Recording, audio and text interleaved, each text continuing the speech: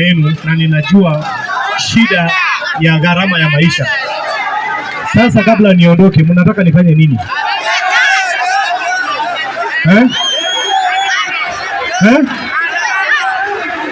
Sisikii.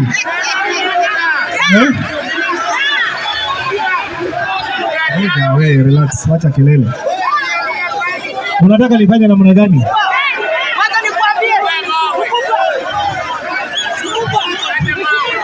Hapo nyuma mnataka namna gani? Kisii. Ndio hapa. Sorry.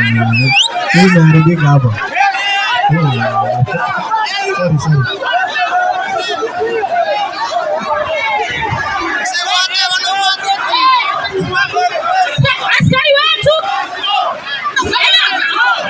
Mimi naongea kama mama hapa. Watu wako na njaa. Haya, asante.